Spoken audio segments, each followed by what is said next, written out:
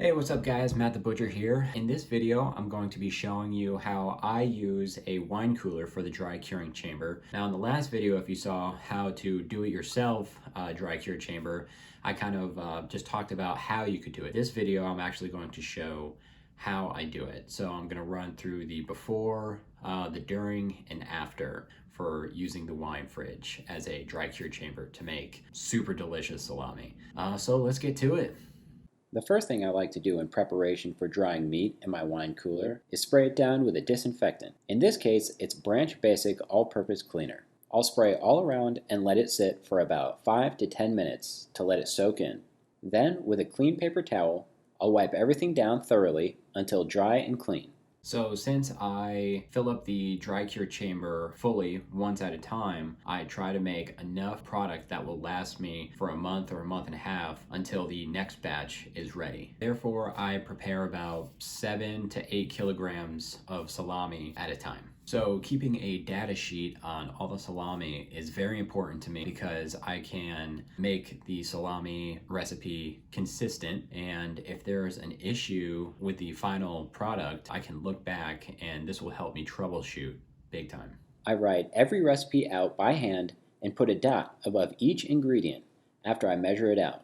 This way I won't forget if I add something or not. I also weigh each salami and write it down pre-fermentation. This is known as green weight, and then also assign each chub a number which correlates to the data paper. If the salami looks similar, you might want to write down the name on the tag as well. Again, I handwrite everything out, all the data, all the recipes, because this is what helps me make sure I keep everything in line. Of course, you can make a really nice Excel sheet or just shoot by the waist and not write anything down. But in my world, writing everything down to the T, as much information as possible, that's where I have found the most success. Now, after you've stuffed the salami, the biggest key is to find a spot where you can ferment the salami. Nice, clean, out of harm's way, no cats or dogs can get to it, no little babies can get to it, and out of sunlight would be preferred. Wrapping a food-grade bag around the salami creates a barrier for any foreign bodies possibly contaminating the surface. Also, the bag itself keeps high humidity, which helps the meat just below the surface to ferment just as well as the meat in the center. Okay, once the salami has hit the pH you desire, it's ready to hang in the nice and clean dry cured chamber, aka wine cooler. As I've stated in previous salami videos, it's important to keep the humidity high during the first couple of weeks, mostly for two reasons: helping the salami dry slower to create the most flavor and tenderness via enzymes breaking down proteins, and to prevent case hardening, pictured here, which is a huge problem and almost impossible to fix. To keep the humidity up high, I monitor it with a temperature and humidity reader that measures the lowest and highest levels in both temperature and humidity within a 24-hour period. To keep the humidity high at first, I place 3 Tupperware at the bottom of the chamber with plenty of salt in them, which helps ward off unwanted molds. The thing with this wine cooler is it has a cold plate in the back that cools the chamber but also holds more humidity and doesn't allow the salami to dry at the same pace as the salami towards the front. This is why it's very important that I rearrange the salami from front to back multiple times over.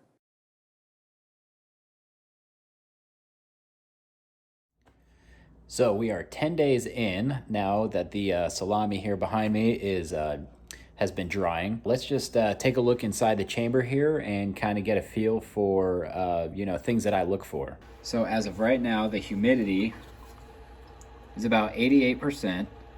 You see it gets up to 91% and about 62% for low. And it stays pretty consistent, about 46 degrees to 52 degrees there, which is the perfect temperature range that I like. My thing is always drying slowly. As you can see, it's still a little bit moist to the touch here, but it's firm. The salami is definitely firming up. The slower the dry, the better. So we're about 10 days in, and you can kind of see a little bit of mold forming. This is perfect. This is all uninoculated mold, it's natural.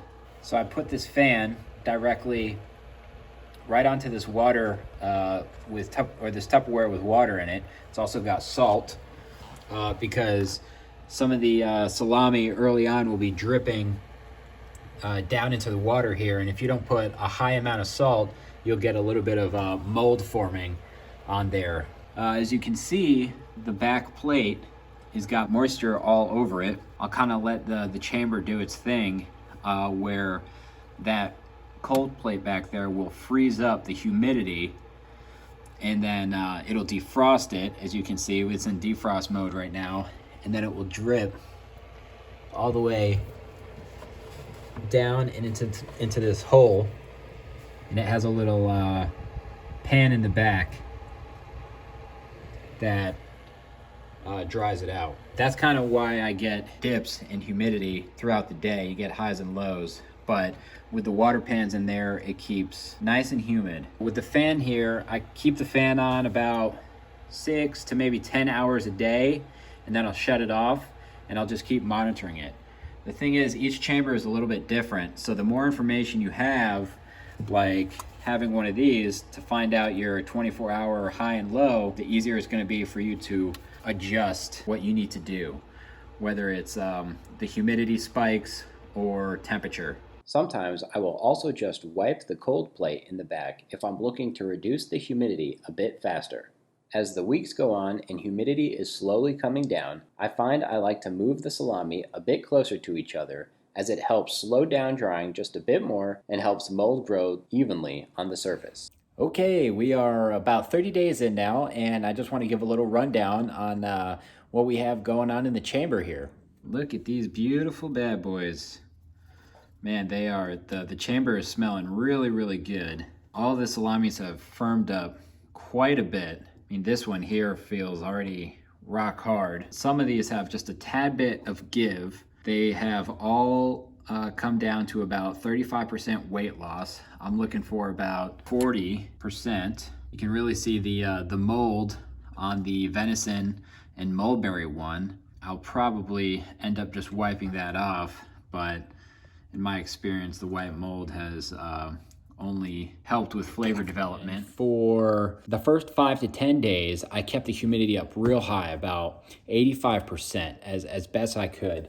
And that had a lot to do with putting different water containers in here and kind of fighting the cold plate in the back as it would freeze up and then defrost. So it would basically clear the chamber of 20 to 30% of humidity. And then I would make sure that I refilled the little water containers to bring the humidity back up. So I had 3 water containers in there. And so like I said, after 10 days, I removed one of the water containers, and that brought it down to about 80%. And then another 10 days went by, and I did the same thing. I took out another one. So it read about 75%. So each 10 days, I tried to bring it down about 5% humidity. And that really helped with the slow drying. And so it's holding at about 75% humidity now, and in 50 degrees, which is absolutely perfect. So the salami has probably about another 5 days, and it's going to be ready to go. All right, we are about 40 days in, or around six weeks now, that we have the salami here that's been hanging. They're looking nice and firm. I've weighed these, and most of them have lost to about 40 to 50% in the 40 days that they've been hanging. As the salami is done drying, I record the final weight back on the original piece of paper to finish the data. Okay, last steps. To clean the mold off the salami, I will be using a 50-50 white vinegar to water solution.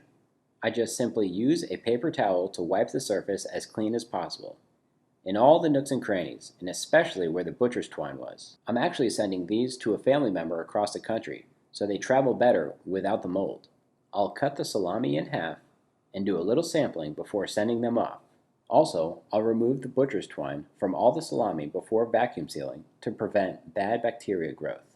I'm just using a Cuisine Art food saver machine to suck the air out and seal the salami in for storage. This helps keep oxygen away and preventing rancid flavors to develop via oxidation. Also, it's super important to write the name of the salami and date it was packed on. At this point, the salami can stay in the refrigerator for 6 months and or be mailed to friends across the country so that they can enjoy the fruits of your labor. Like so.